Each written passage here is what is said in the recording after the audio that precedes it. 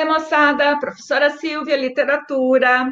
Espero que estejam todos bem, com muita saúde, muito gás para os estudos. Bom, a nossa dinâmica mudou bastante nos últimos meses, contudo, a organização dos estudos, com o passar do tempo, ela pode melhorar. E é isso que a gente vai buscar a partir de agora, né?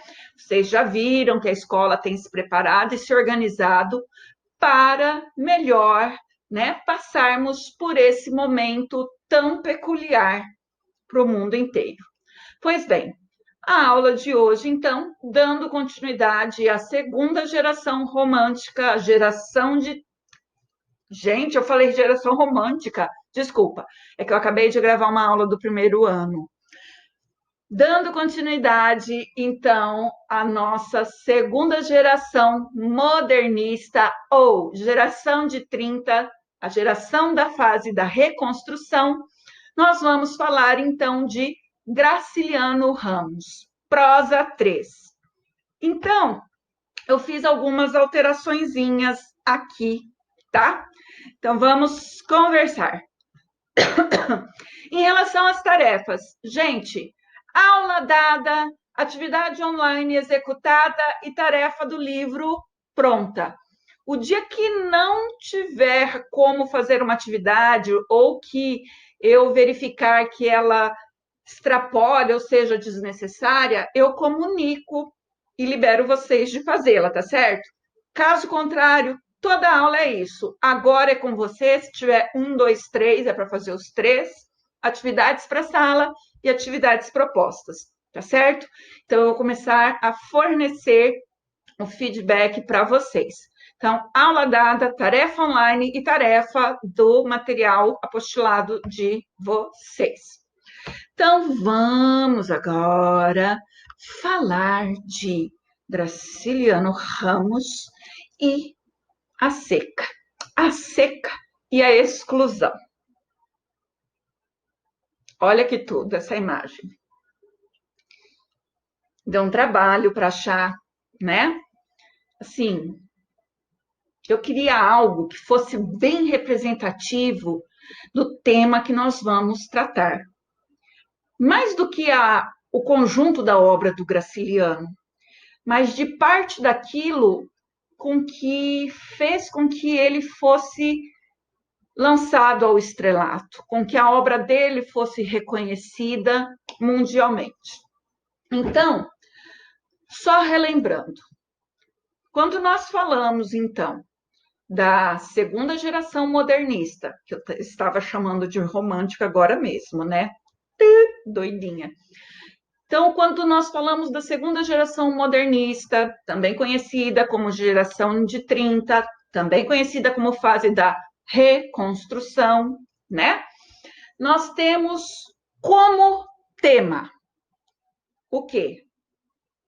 Os temas sociais, a temática social.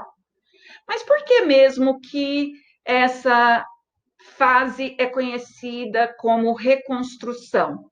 Porque a primeira, o pessoal lá da Semana de Arte Moderna, de 1922 até 1930, eles ficaram conhecidos como o pessoal da demolição, que jogaram por terra, né, a galera, as pessoas, os autores que jogaram por terra toda a tradição, todas aquelas regras, todo aquele fazer, né? Tudo o que seguia uma cartilha, tudo o que seguia um manual. Eles acreditavam na liberdade de expressão e era isso que eles buscavam. Tudo bem? Pois então, eles romperam com a gramática tradicional, eles romperam com a pontuação, eles romperam com aquele português erudito, que vale agora é o português que o povo fala, eles romperam com temas que só interessam a burguesia. Agora, nós vamos falar sobre todos os temas, né? Eles romperam com aquele olhar que estava direcionado para dentro da sala de estar do burguês, né? Eles vão falar agora das classes operárias, os movimentos sociais, né, de esquerda estão em proliferação, eles estão no maior agito pelo mundo inteiro, né? A gente teve a vanguarda, tivemos as vanguardas europeias que antecederam esse período. Então, é um período de efervescência cultural, de instabilidade, porque nós temos a Belle Époque, em que as pessoas achavam que havia se atingido um nível de ciência, de conforto, que o futuro havia chegado para elas, né? Que tinham, porque quem não tinha ficou a ver navios. Pois bem, então, essa segunda geração é a geração que consegue subir para as páginas dos livros, para os poemas, para os romances, para as crônicas, para os contos. Essa geração, elas conseguem subir os temas que representam os grandes problemas sociais. E por tabela, né, lembra da Raquel de Queiroz, Jorge Amado, né? Nós temos uma literatura engajada, uma literatura que se coloca como denúncia, né? Como um instrumento a serviço do povo. Porque é muito confortável eu viver aqui na minha casa, estou aqui dando minha aula pelo computador, né? Mas esse computador serve só para eu ver minhas gracinhas, as coisas que eu gosto, e o mundo, né? Como é que estão as outras pessoas? Nós estamos aqui no conforto das nossas casas, mas e as outras pessoas? O que a gente sabe sobre elas nesse momento, né? Então, nesse momento, a gente tem uma literatura que se posiciona como uma forma de denúncia contra a seca, contra a miséria, a fome, o coronelismo, os jagunços do sertão, as condições de trabalho opressoras, contra a alienação, o misticismo, tá certo? Que leva a situações extremas muito malucas, tá? Então, aqui acabou a idealização romântica. Não existe mais o idealismo romântico, tá? Aqui agora é relação entre o indivíduo e o meio, tá certo? Nesse sentido, mas Silvia, não tem um grupo assim, os autores, eles não ficam centrados numa única temática, numa homogeneidade? Não. E viva a heterogeneidade temática, porque essa riqueza desse período faz dessa literatura uma literatura tão interessante e tão maravilhosa quanto o próprio realismo, naturalismo foi, né? Então, é lógico que uma coisa que a gente tem que pôr na balança. A literatura do modernismo, tá? Sobretudo aqui, essa geração, né, essa segunda geração, ela retoma características do realismo, às vezes do parnasianismo, tá certo? Então, quais são as características do realismo, as principais? O descritivismo, a narrativa lenta, tá? Para te jogar para dentro, né, do ambiente, porque existe o que a gente chama de moldura, tá? Quando a gente está lendo um capítulo, existe uma moldura. Essa moldura é a composição daquele cenário. Só que aquele cenário, lá no miolinho dele, tem algo que eu chamo de ambiência, de ambiente. Essa ambiência é uma ambiência de terror, de violência, de intimidade, de sexualidade, de quê? Né? E eu vou descobrir qual é o ambiente dessa obra, a ambiência, seja ela abstrata ou derivada de ações, tá certo? Através daquilo que me é narrado, tudo bem? Então, em cima disso, a gente vê o quê? As preocupações dessa geração, elas são transpostas né, através dos seus romances, como denúncia.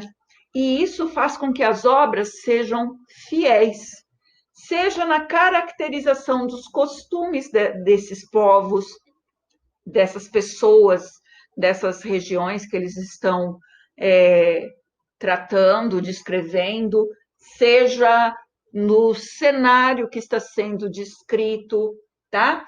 Então, nós temos a combinação de uma visão crítica, mais um interesse por características bem peculiares do nosso regionalismo brasileiro. Então, agora, aquele Brasilzão, né, que existe além de São Paulo, Rio de Janeiro, Minas Gerais, interessa, ele aparece no mapa. E agora eu vou conhecer, através de um autor lá do Rio Grande do Sul, a paisagem do Pampa Gaúcho, eu vou conhecer os costumes, eu vou conhecer a questão do papel feminino, né? Se essa mulher foi mais ou menos oprimida que uma mulher da Bahia, tá certo? Então agora o Brasil ele vai sendo revelado, tá? Então, aquele Brasil desconhecido e esquecido vai desaparecendo, né? O Brasil começa a ganhar tamanho, o Brasil começa a ser representado por autores de uma ponta a outra do Brasil.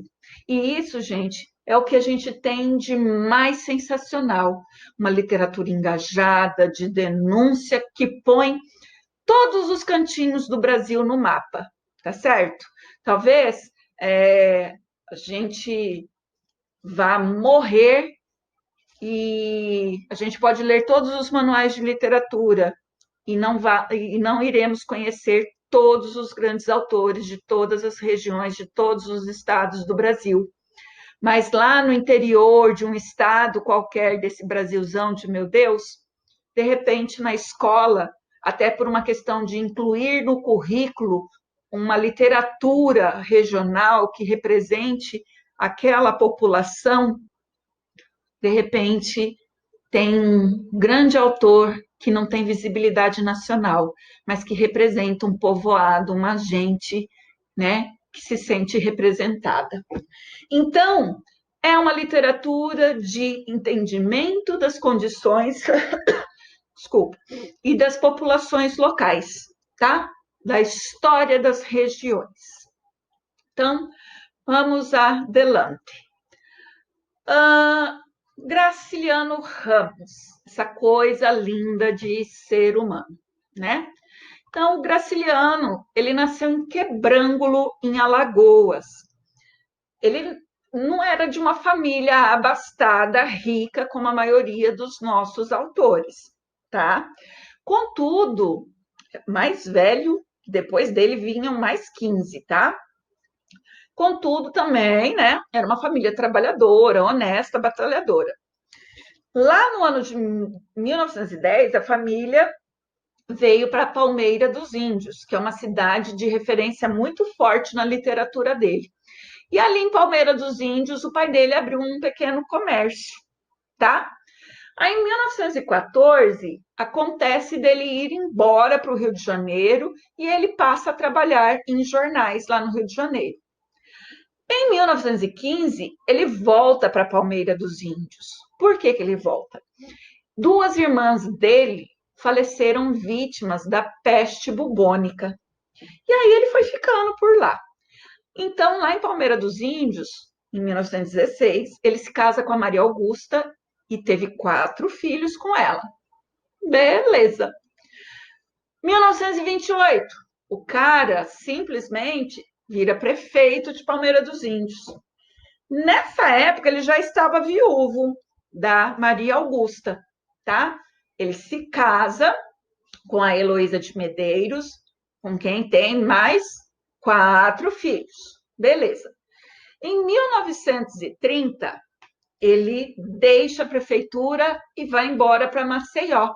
E lá em Maceió, ele dá uma turbinada na carreira dele, tá? Ele passa, né, a dirigir a imprensa oficial e trabalhar na instrução pública do Estado.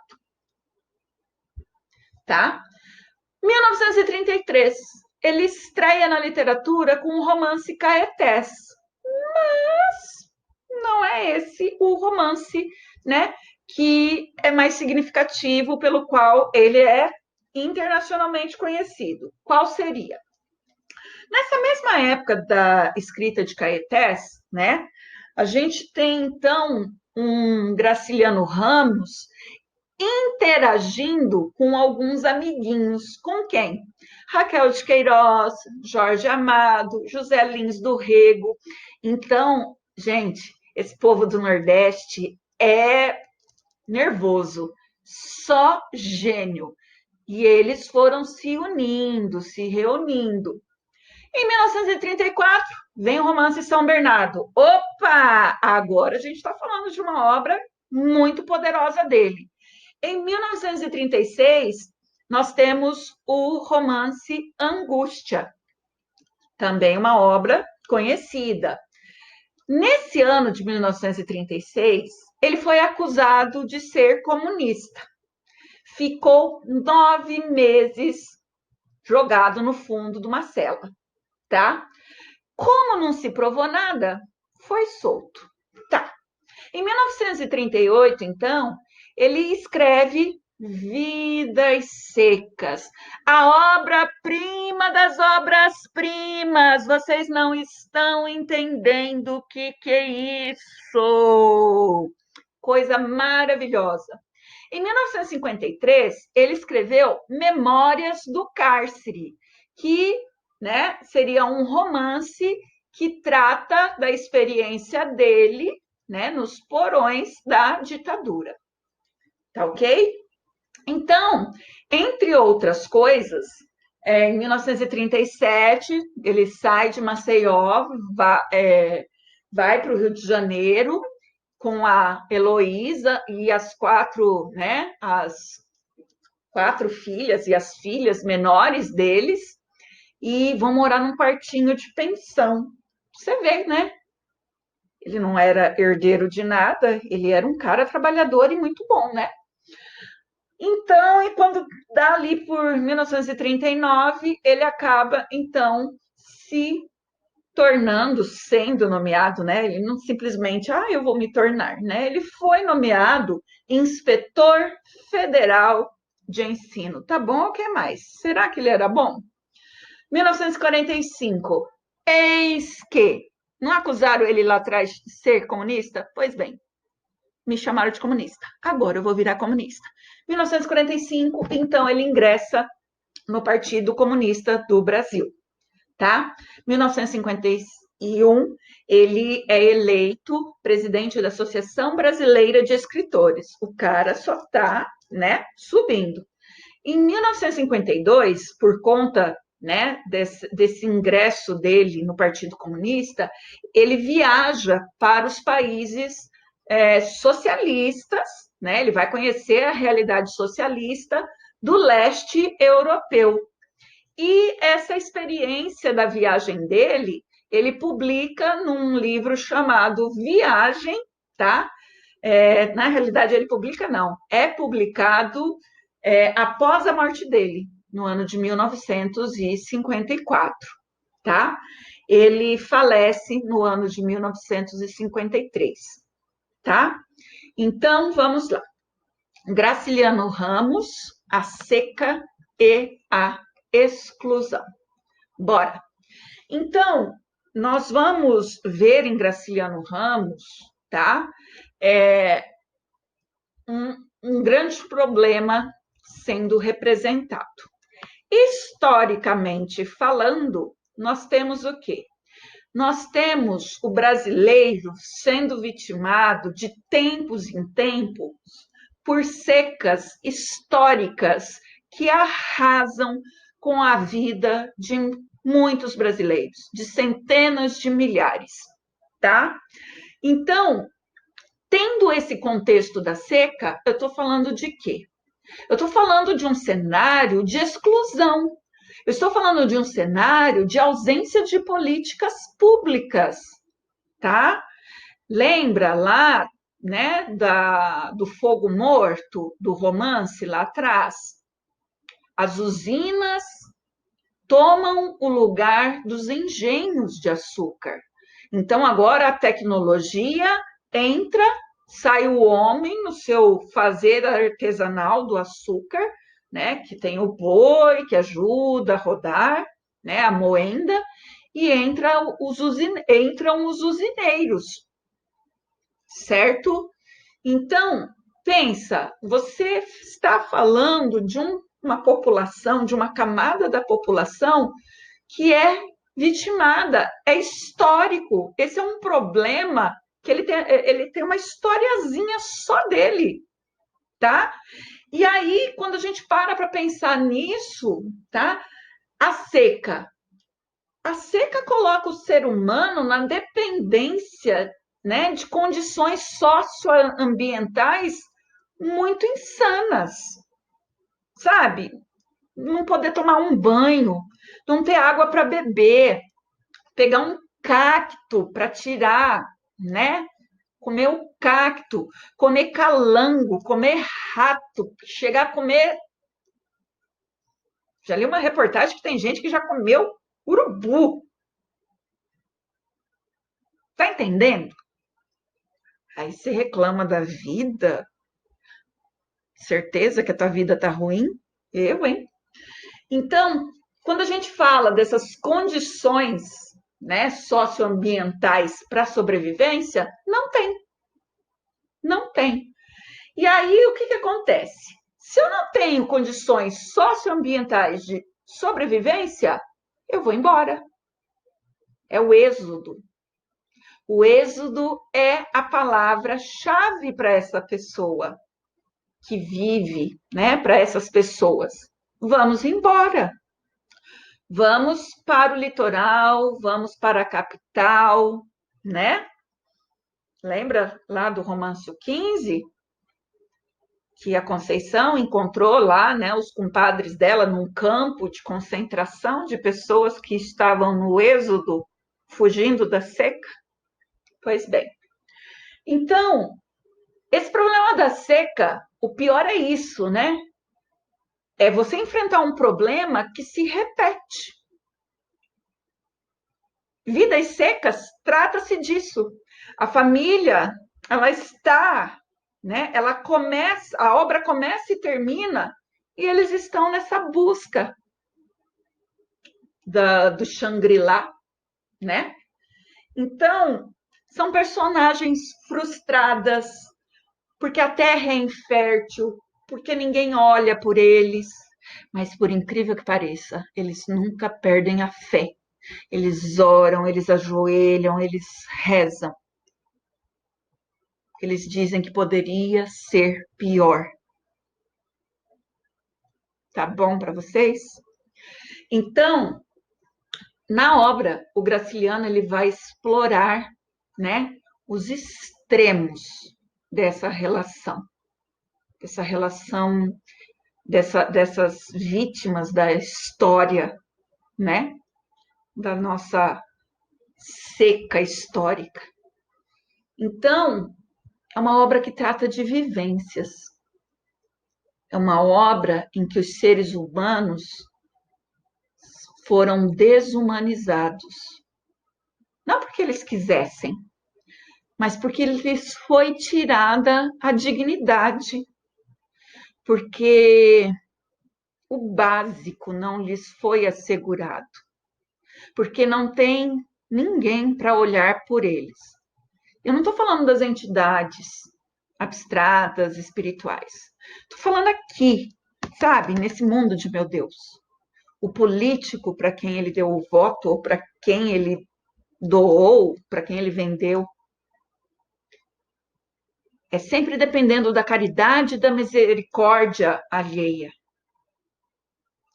Então, quando a gente vai falar dessa prosa do Graciliano Ramos, a gente vai ver o quê? Vamos lá para as características então, temáticas, acho que vocês já estão entendendo. A linguagem é breve, enxuta, concisa, ok? As frases são curtas, curtas. direto ao ponto. Sintaxe simples, tá? Estrutura gramatical simples. Economia no uso de quê? Advérbios e adjetivos, sem muita enrolação, tá? Por quê, gente? Porque aí o que acontece? O ambiente e o homem, a aridez do ambiente fez do homem uma criatura árida também. Aquela secura, aquela areia, aquela ausência de água enrijeceu, secou o coração desse sertanejo. Tirou aquela doçura, porque doçura tem a ver com mel, né? Um estado mais líquido da matéria. E essas pessoas, elas perderam essa liquidez, essa amorosidade. Eles são rudes, são simples, são diretos, são objetivos. Muitos são silenciosos. Eles não têm mais o que falar. Desistiram, abriram mão da palavra. Outros são monossilábicos. Outros só concordam ou discordam com a cabeça. Outros só dão de ombros. Outros grunhem quando lhes são perguntados. E aí, tá afim de ir lá no cinema? Eles foram desumanizados. Então, a sondagem psicológica dessas personagens, ela se dá através da composição dos espaços deles. Então, você tem o quê? Homens brutos, sertanejos brutos. São comportamentos que mostram, né, sertanejos brutos, que refletem o quê? Eles não são brutos porque eles são outro tipo de gente, um tipo de gente pior. Eles são brutos porque eles se embruteceram. As condições a que eles foram submetidos por anos e anos, secas após secas, essas condições fizeram com que eles ficassem brutos, ásperos. E as análises psicológicas, então, elas vão surgindo através de quê? Das observações de como essas pessoas pensam, do que elas pensam, do que elas sentem e das denúncias das injustiças sociais, tá? Então, esse é um meio de se revelar. Então, tematicamente, vem o quê? O êxodo rural. As figuras humanas sempre com a sensação de incompatibilidade, com um sentimento de não pertencimento com aquele lugar. Estou sobrando, eu estou errado aqui, tá? Então, o modo de se apresentar esses dramas é direto, não fica dando volta, não, tá? Era uma vez num reino, não. É tudo muito direto, muito brutal, muito chocante. Mas é uma literatura muito linda, porque não tem como não entender, não tem como não se apaixonar, não tem como não tomar no colo, tomar para si aquelas dores e querer de alguma maneira resolver. É uma literatura, pelo seu caráter de denúncia, altamente empática. É uma literatura que faz a gente querer mudar o mundo, tá?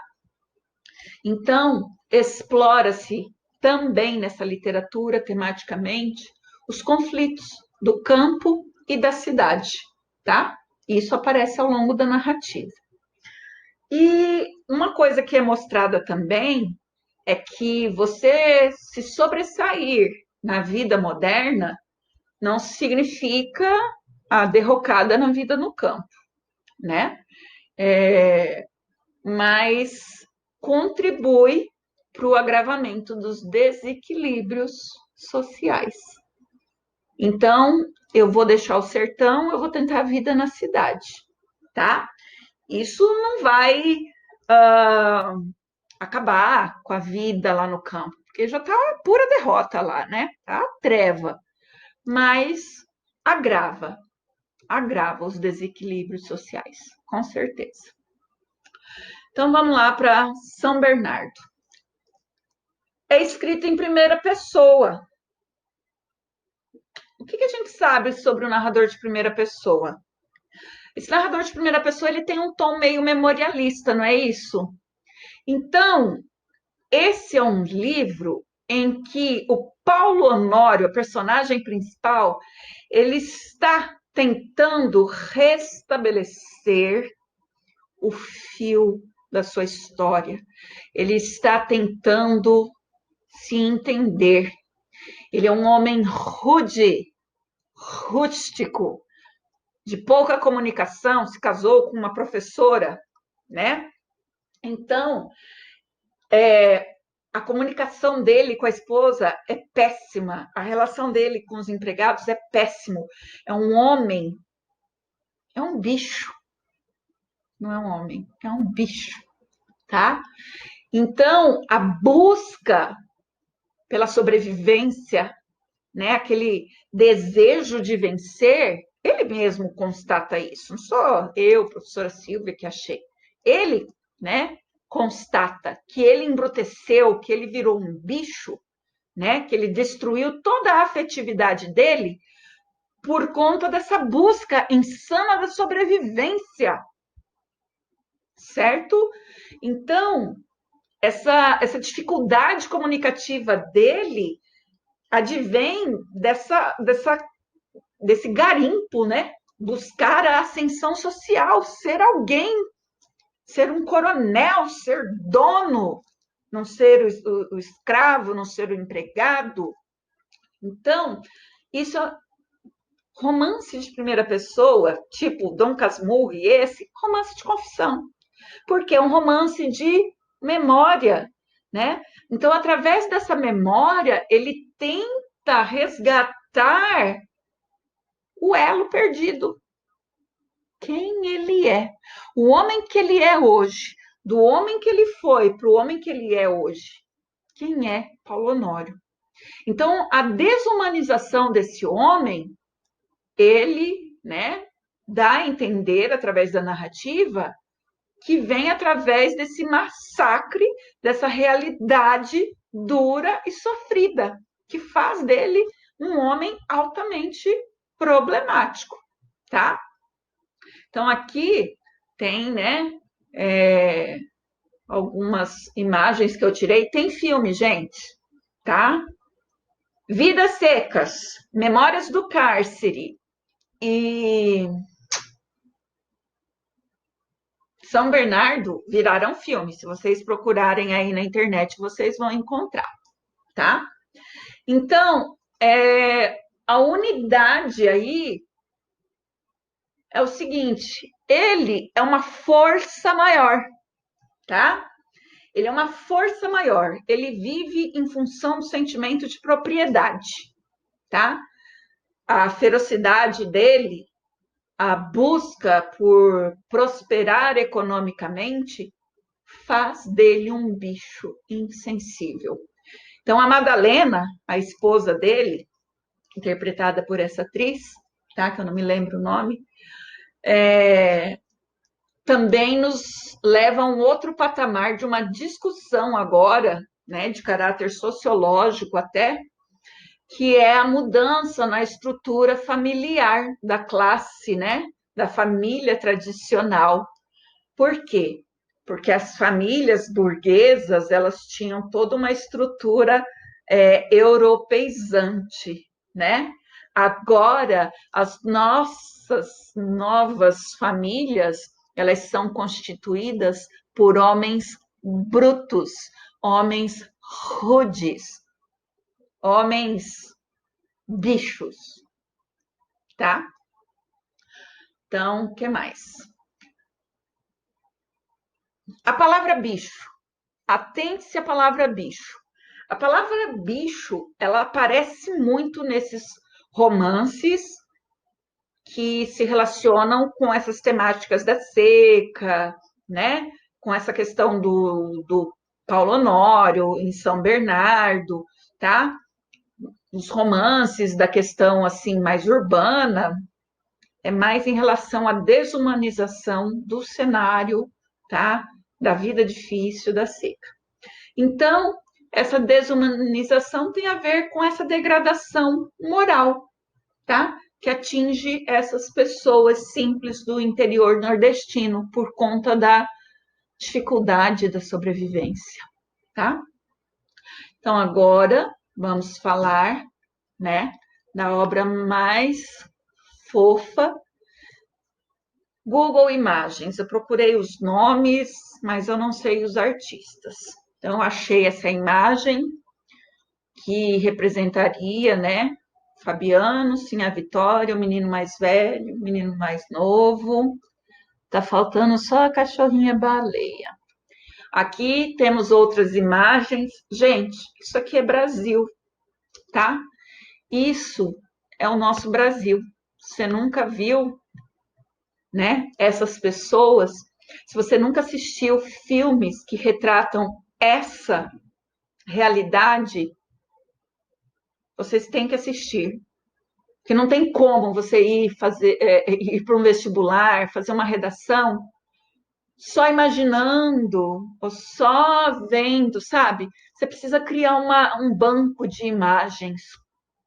Aproveita que o cinema brasileiro, o cinema nacional, ele tem filmes maravilhosos sobre temática da loucura, sobre o êxodo.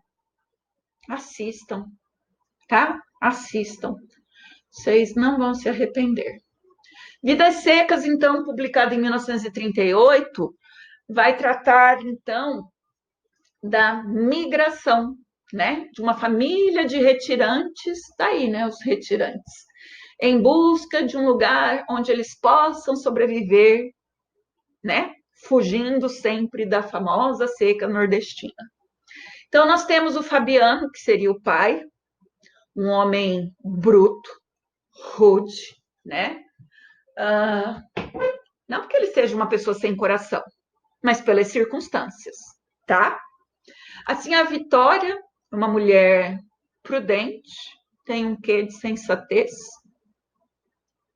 resignada, fiel, 2 filhos. Uma característica: esses meninos não têm nome. Por que os meninos não têm nome?